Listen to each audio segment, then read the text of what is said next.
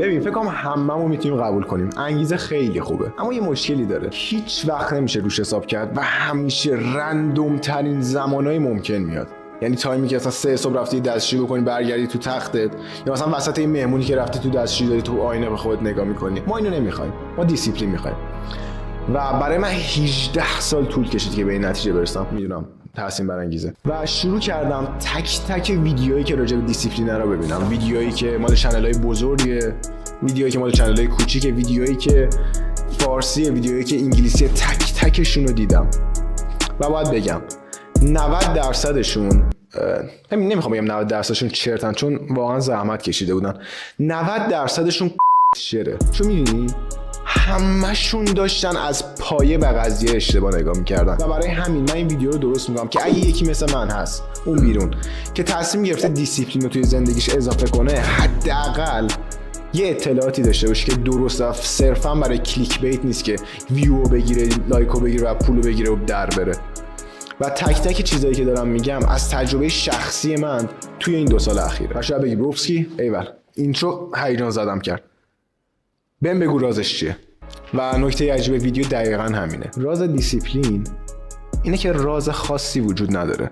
چون فکر کن وقتی میگم به یه آدم با دیسیپلین فکر کن، کی میاد توی ذهنت؟ به احتمال زیاد مثلا یه کسی مثل مایک تایسون میاد که مثلا 1 ماه قبل مسابقهش 4 صبح میرفته میدویده، یا یه کسی مثل دیوید گاگینز که توی یه هفته 500 کیلومتر ماراتون میرفته و اون داستانش که 10 کیلومتر آخر یکی از ماراتون‌ها رو با یه زانوی شکسته رفته. چرا این افراد و این تجربه‌ای که داشتن ما به دیسیپلین ربط میدیم؟ یکیش خب به خاطر این بوده که درد داشته، به احتمال زیاد نه ما می‌خوایم انجام بدیم نه هیچ کس دیگه. خودشون هم 100% خیلی دوست نداشتن اون کارو انجام بدن.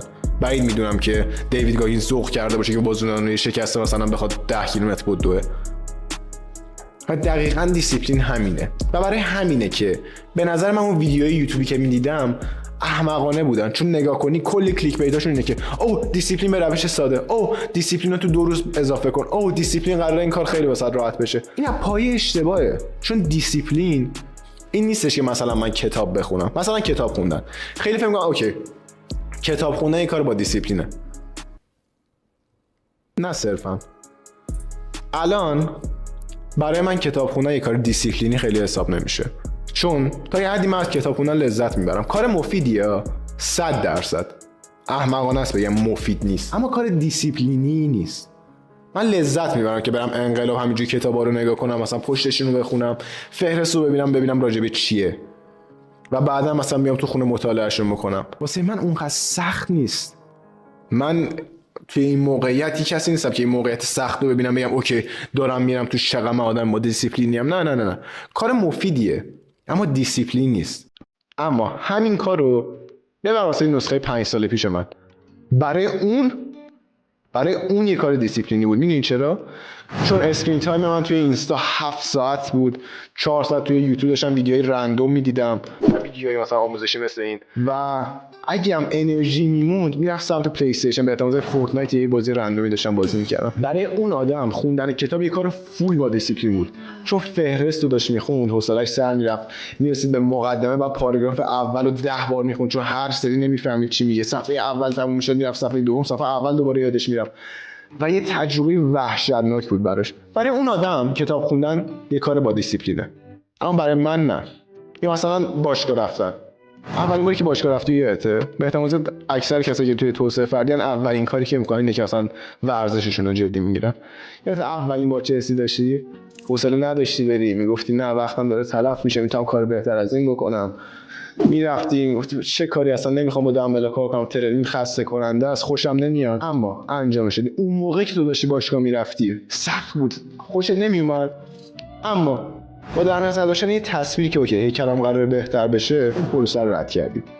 تو اون لحظه تو یه کار با دیسیپلینی انجام دادی. اما الان بذار رو راست بشه. الان باشگاه رفتن برای کسی که مثلا یه تایمی باشگاه رفتن اونقدر چیز سخت نیست. اتفاقا یه لذت می‌بره. خوشش میاد بره اونجا با آدمایی که اونجا میشناسه خوشو بشکنه. خوشش میاد که بره اونجا، انرژی میگیره. یه چیزی که انگار توی روتین هفتگیش باشه رو مخشه. پس اون کار با اینکه یه تایمی کاری بودش که دیسیپلینش رو افزایش میداد، اما الان صرفا یه عادت مثبته. پس اینو گفتم این تیکه ویدیو رو که یه کار مثبت رو با یه کار دیسیپلینی قاطی نکنیم. حالا سوال اینه که اوکی دیسیپلین رو فهمیدم، چجوری دیسیپلین رو به زندگیم اضافه کنم؟ چند وقت پیش داشتم یه پادکست از دکتر اندرو هیوبرمن میدیدم که مهمون اون اپیزودش دیوید گاگینز بود و داشت یه کانسپت جدیدی رو میگفت که توی علم عصب شناسی کشف شده و فهمیده بودن که یه بخشی از مغز ما وجود داره که سایزش به صورت مستقیم مرتبط با اراده افراده، با دیسیپلین افراده و اگه چیه علمیش هم میخواین اسمش بود anterior mid cingulate cortex. yes. و میگفتش که یه آزمایش انجام دادن، رفته بودن مغز یه مش افرادی که اراده ندارن اسکن کرده بودن، افرادی که مثلا چاقن، اراده نداشتن، دیسیپلین نداشتن که چیزی که تو دهنشون میره کنترل کنن، اراده نداشتن که اوکی فست فود خوردم بذار حداقل برم باشگاه، مغزشون رو اسکن کرده بودن. با مغزش سری ورزشکارای حرفه‌ای که توی پروسه‌های تمرینای سخت میرن، افرادی که توی نیروهای دریایی ان، کسایی مثل دیوید گاگینز، و دیده بودن که برای افرادی که چاقن، آدمای بی‌اراده‌ای ان، اون بخش مغزشون کوچیک و افرادی که توی جایی مثل نیروی دریایی بودن بزرگتر بوده و فهمیدن یه چیز ژنتیکی نیست و هر کسی میتونه سایز اون تیکه مغز رو تغییر بده. مثلا یه کسی بودش که خیلی آدم با اراده نبوده، دیسیپلین نداشته و یه مدت زمانی رو کنار دیوید گاگینز گذرونده که فکر کنم هممون میتونیم تصور کنیم که چه شکلی میشه. 1 ماه 2 ماه 3 ماه بوده و تمرینای دیوید گاگینز رو انجام میداده که کل تمرینای دیوید گاگینز هم صرفا اینه که کارهایی که بدت میاد رو انجام بده. به احتمال زیاد اگه دیوید گاگینز ببینه زلزله شده و سونامی شده فکر میکنه موقعیت مناسبیه واسه دویدن، اون خوشش میاد این کارو، چون هی میخواد درد بیشتری بگیره تا دیسیپلینش بیشتر شه که برای اون منطقی، برای من یکم حقیقتا ترسناکه این موضوع. و این تایمو کنار اون گذرونده بود و وقتی مغزش رو اسکن کرده بودن بعد 3 ماه دیدن که اون تیکه مغز بزرگتر شده بود. حالا نکته جالب دقیقاً همینه، الان به صورت علمی ثابت شده که تو هر چی ژنتیکت هست، هر جای دنیا باشی، میتونی میزان دیسیپلینت رو تغییر بدی. یعنی لازم نیستش که این تصویر تخیلی داشته باشی که اینفلوئنسرای مثل اندرو تیت، مایک تایسون اینا نگاه کنی بگی واو اینا چقدر خفنم، من نمیتونم مثل اینا باشم. نه، قبلا یه فرضیه بود. من قبل اینکه پادکست رو ببینم خودم یه جورایی به این نتیجه رسیده بودم که اوکی من مثلا وقتی صبح میرم دوش آب یخ میگیرم بقیه کارا واسم راحت‌تر میشه. یه جورایی خودم نقطه‌ها رو با هم وصل کرده بودم که اوکی کار سخت انجام بدی با دیسیپلین تر میشی. الان لحاظ علمی ثابت شده. الان تو دقیقاً میدونی که اگه میخوای فرد با دیسیپلین بشی باید چی کار انجام بدی. باید کارهای سخت انجام بدی، باید کارهای انجام بدی که نمیخواستی انجام بدی. مثلا فردا آلارم میذاری 6 صبح، خسته ای، اصلا نمیخوای پاشی، پتو بغلت کرده، تخت گرفتتت، اما اینجوری که میدونی چیه، با اینکه تمام وجودم میخواد بخوابم، با اینکه همه دلیلا رو دارم، پا میشم. اونجا یه لول دیسیپلینت میاد بالاتر، به احتمال زیاد اون تیکه مغز دیگه کم بزرگتر میشه. یا فردا اگه مثلا قرار بری باشگاه، فردا میرسه نهارتو دیر خوردی، خسته ای، شکمت پر، اصلا حال نداری بری، اما بازم مغزتو خاموش میکنی، اون تیکه احساسی مغزتو خاموش میکنی، کیفتو میبندی میری و اون تمرین رو انجام میدی. شاید تمرین خوبی نباشه، شاید مثل قبل نتونی ورزش کنی، اما یک کاری بوده که نمیخواستی انجام بدی ولی انجامش دادی، اون تیکه مغز بزرگتر میشه. پس حکی وجود نداره. پس اگه مثلا اومدی توی یوتیوب دیدی یه یوتیوبر انگلیسی، فارسی، هر کی اومد مثلا یه تایتل زده که اوه دیسیپلین به روش ساده، میتونی بفهمی که اون ویدیو قراره باشه، قرار دروغ باشه. همچین کانسپتی وجود نداره.